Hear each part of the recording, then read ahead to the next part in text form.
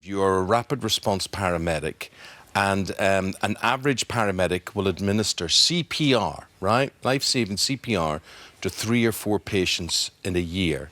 You have administered it to 200 patients, which either makes you... That's incredible. Which either makes you, like, exceptional at what you do or just very unlucky.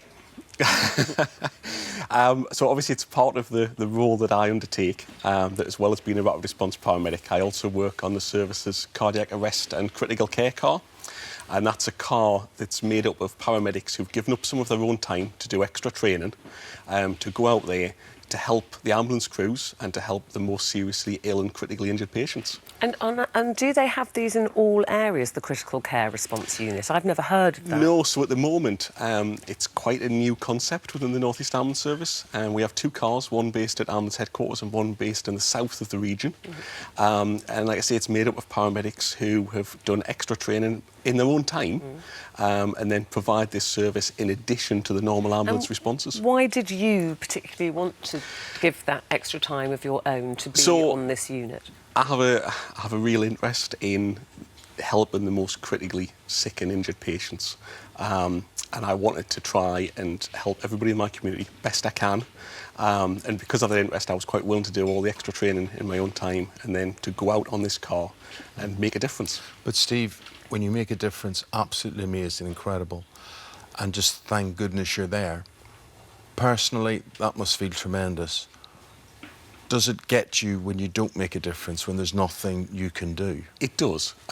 Sometimes it can be very difficult because obviously you can't help everybody, but I think it's about trying to do the best you can and try and help as many people as you can.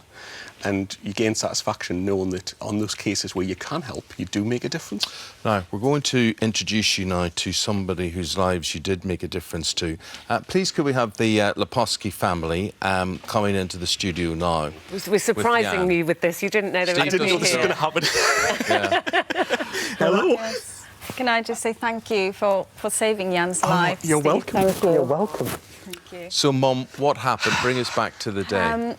So it was in January, cold day in January. I was at home with Jan and his sister Isabella, who was there about nine months old. And the kids had early lunch and we were downstairs in our home. We live in like open countryside. And I said to Jan, I'm just going upstairs to put Isabella for a little snooze. And I'll come down in a few minutes and we'll play together. So I went upstairs, put Isabella in her cot, sang a little lullaby to her as usually, took the washing out of the washing machine. So I might have been away for maybe maximum 10 minutes, not even that. When I came downstairs, I said, Janek, where are you? I couldn't see him. So I quickly had a look around the house. I couldn't see him. I went outside thinking, okay, maybe he went outside to play with his car.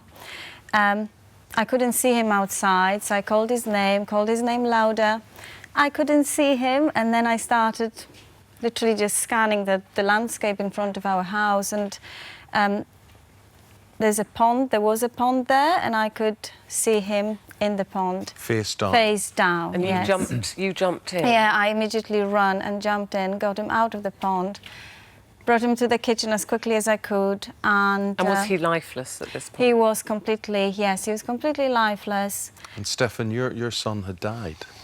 Yes, I think it's fair to say he was, for an hour and a half, he was completely without life, and it was down to people like Steve who just preserved his status, made sure that he didn't deteriorate from where he was. And the thing that really impressed you, Anya, was when he arrived, whatever panic, whatever fear, whatever dread, goodness me, well, it must have been awful. Yeah.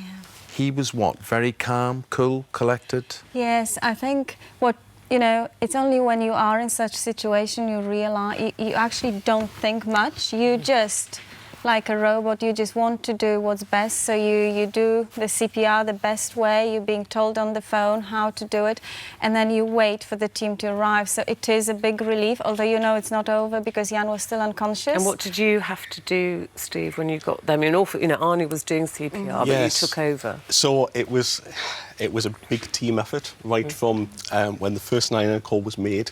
The call handler over the phone started giving you CPR instructions, which is incredibly difficult over the telephone. Then one of our ambulance crews arrived and they started to help. And then I arrived as part of the cardiac arrest and critical care team, and we took over the resuscitation. And here he is. And Jan, Jan, you've got something to give to Steve, haven't you?